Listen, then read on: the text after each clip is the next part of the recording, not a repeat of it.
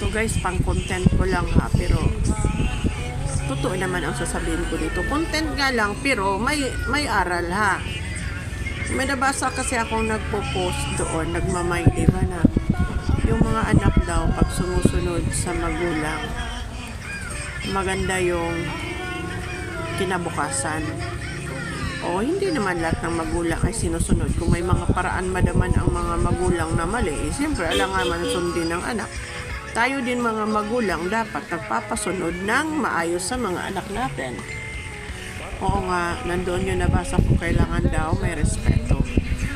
Ito talaga totoo to. Pag ang mga anak may pagmamahal, respeto, at hindi madamot sa mga magulang, yun talaga ipinagpala ng Diyos. Sa totoo lang, promise.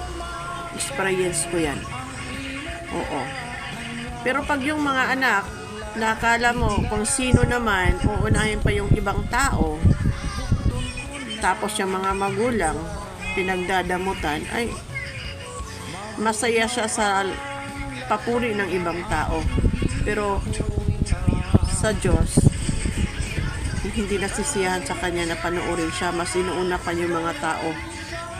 Ako naman masaya ako dahil yung mga anak ko, kahit may mga kanya-kanya na silang mga decisions sa kinabuhi ba, masaya ako dahil nandun pa rin yung respeto nila sa akin. Pagmamahal, respeto, at kung ano yung desisyon nila na pag-uusapan namin, kumbaga nag-open up kami.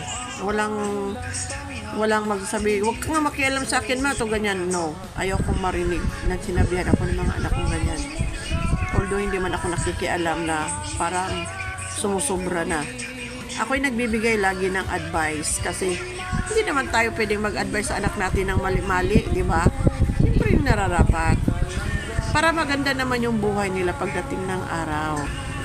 Kasi kung wala ka respeto sa magulang mo, madamot ka sa magulang mo, kulang ka sa pagmamahal ng magulang mo, magpangit ang kahinatnan sa kinabukasan mo, sa buhay mo.